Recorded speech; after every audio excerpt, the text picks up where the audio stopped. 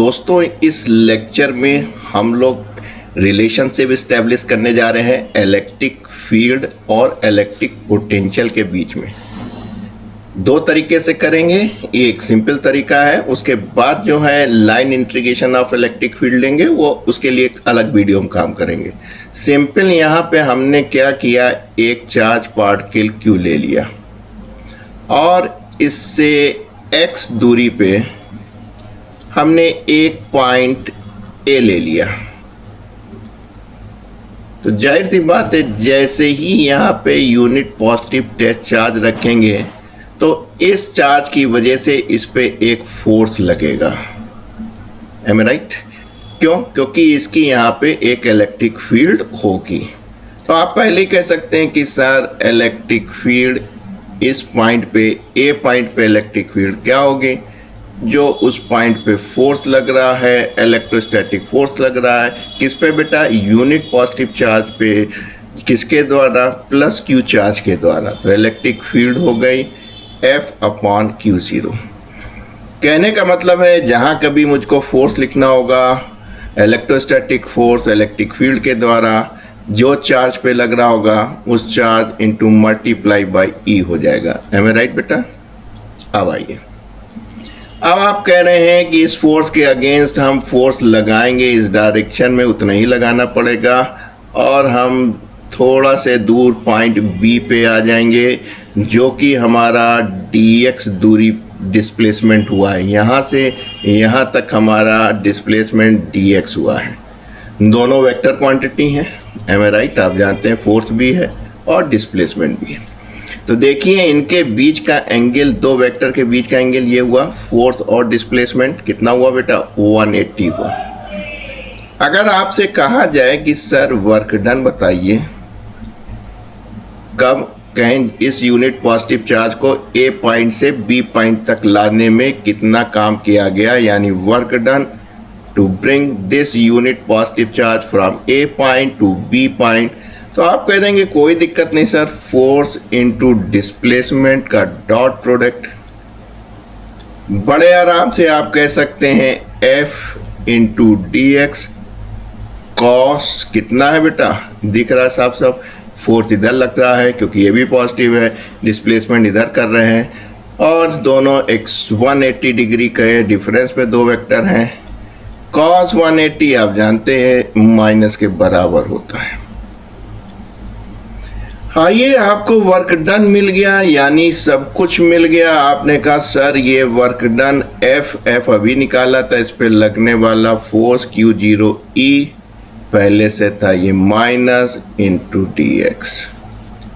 M आई right? या आप कह सकते हैं जो वर्क डन है जिस यूनिट पॉजिटिव टेस्ट चार्ज को A से B तक लाने में जो लगेगा, डिवाइड बाई Q0, ये बराबर हो जाएगा माइनस E dx के। आप जानते हैं, क्या जानते हैं कि work done per unit charge क्या होता है? पोटेंशियल होता है। और चूंकि आप कहाँ से आए, इस पॉइंट से इस पॉइंट पे आए, तो इन दो पॉइंटों के A और B के बीच का जो पोटेंशियल डिफरेंस होगा वही तो वर्क डन अपॉन Q0 होगा। तो पोटेंशियल डिफरेंस, जाहिर सी बात है, डिफरेंस का मतलब है फाइनल वैल्यू। एम आई राइट? हम कह सकते हैं कि सर हमारी जो फाइनल वैल्यू है वो V तक आए हैं और जो इनिशियल वैल्यू है वो A थी। तो ये जो आपका work done per unit charge जो कि पोटेंशियल है, चूंकि आप A से B आए हैं, वर्क डन का डिफरेंस दिख रहा है इसलिए पोटेंशियल डिफरेंस मिल रहा है, ये बराबर हो जाएगा माइनस E इंटू dx। बस आपका काम बन गया। अगर इन दो बिंदुओं पे हम पोटेंशियल निकाल लें, आप जानते हैं A पॉइंट पे आप मान सकते हैं कि हमारा पोटेंशियल V था। जब आप इधर आए हैं, यानी चार्ज के पास आए हैं, डिस्टेंस क्या हुआ? चार्ज से रिड्यूस हुआ, इसलिए पोटेंशियल इंक्रीज करेगा। तो आपने कहा dx आए थे, स्मॉल डिस्टेंस आए थे, तो हमारा स्मॉल ही पोटेंशियल में इंक्रीज होगा। आप कह सकते हैं कि अगर हम A पॉइंट पे मान लेते हैं B पोटेंशियल है, तो B पे क्या होगा? इंक्रीज ही करेगा, क्योंकि डिस्टेंस जो है आपकी रिड्यूस हो रही है, distance in respect from the charge, जिस चार्ज से आप दूरी ले रहे हैं वो कम हुई है, इसलिए पोटेंशियल बढ़ेगा। क्यों बढ़ेगा? आप जानते हैं potential is reciprocal of distance, तो डिस्टेंस कम होगी तो पोटेंशियल बढ़ जाएगा। बस काम बन गया। आपने देखा बी पॉइंट पे पोटेंशियल है इतना, ए पॉइंट पे आपने वी पोटेंशियल माना था और ये आपका रिजल्ट हुआ, बी वी कट गया, डेल्टा बी हुआ। आप कह सकते हैं कि सर जो D B upon D X है वो बराबर माइनस ई के हो जाएगा। देख लीजिए,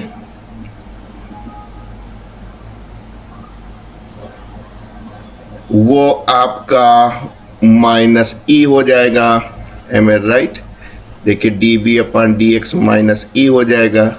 तो आपने कहा या हम कह सकते हैं कि जो हमारे पास पोटेंशियल है, सॉरी जो इलेक्ट्रिक फील्ड है, वो निगेटिव ऑफ पोटेंशियल ग्रेडियंट या rate of change of potential के होगी।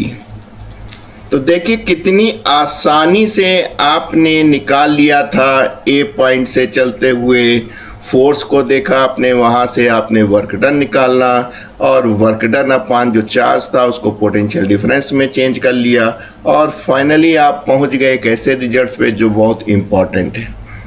यानी जो D V by D X है ये क्या है? Rate of change of potential with distance है।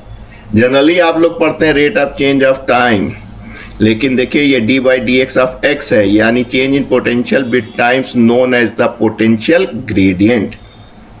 अगले लेक्चर में हम आपको सिखा देंगे कि डाइवर्जेंट ऑफ और ग्रेडियंट ऑफ पोटेंशियल कैसे लिखते हैं। लेकिन यहाँ एक चीज देखिए, जो इलेक्ट्रिक फील्ड है की जो इंटेंसिटी ई दिख रही है वो किसके बराबर है? Negative sign of the potential gradient. जो रेट होता है, रेट ऑफ चेंज, उसको ग्रेडियंट भी कहते हैं। यहाँ पे दो इंटरेस्टिंग एस्पेक्ट आपको मैं सिखाना चाहूँगा कि ये वाला पॉइंट देखिए, कह रहा है कि negative sign signify the potential decreases in the direction of electric field. यानी कि आप कह रहे हैं कि अगर मान लीजिए, इसको समझने की कोशिश कीजिए, ये चार्ज है, इसकी इलेक्ट्रिक फील्ड क्या है? ये है भाई। जैसे ही रखेंगे फोर्स इधर लगेगा बेटा, नीचे लगा दीजिए, तो इलेक्ट्रिक फील्ड की डायरेक्शन में डिक्रीज होगा, यानी कि डिस्टेंस आप इधर बढ़ेंगे, पोटेंशियल आपका डिक्रीज होगा। आपने कहा सर अगर हमारे दिमाग में एक और बात आई कि अगर मान लीजिए ये माइनस चार्ज होता तब क्या होता? आपने कहा सपोज इस पॉइंट पे इलेक्ट्रिक फील्ड किधर होगा, फोर्स किधर लगेगा? इधर लगेगा। और हम आपको क्या सिखाते हैं कि एक और कर दीजिए, इलेक्ट्रिक फील्ड की डायरेक्शन हो गई। तो इस सूरत हाल में इलेक्ट्रिक फील्ड की डायरेक्शन क्या हो गई? ये हो गई। आप कह रहे हैं अगर इलेक्ट्रिक फील्ड की डायरेक्शन में जा रहे हैं तो वो आप बता रहे हैं डिक्रीज कर रहा है। यहाँ तो डिस्टेंस कम हो रहा है, पोटेंशियल तो बढ़ेगा। आप जानते हैं कि अगर जब इधर आ रहे तो माइनस साइन है, और चूंकि मैग्नीट्यूड बढ़ेगा विद माइनस साइन बढ़ेगा, इसलिए इसको कहते हैं कि potential decreases in the direction of electric field. वैसे आप जानते हैं potential is directly proportional to the R होता है, 1/r होता है, यानी यूनिवर्सली प्रोपोर्शनल होता है। जैसे जैसे डिस्टेंस बढ़ेगा पोटेंशियल घटेगा, जैसे डिस्टेंस घटेगा वैसे ही पोटेंशियल इंक्रीज होगा। इसी सिग्निफिकेंस को माइनस साइन के द्वारा प्रदर्शित किया जाता है कि सर ये डिस्टेंस के इन्वर्सली प्रोपोर्शनल है। एम आई राइट? अच्छा, तो अगले लेक्चर में मिलेंगे जिसमें हम लोग वेक्टर ट्रीटमेंट देखेंगे। इलेक्ट्रिक फील्ड का जो लाइन वेक्टर है, line integration of electric field है, उससे इलेक्ट्रिक फील्ड का रिलेशन निकाल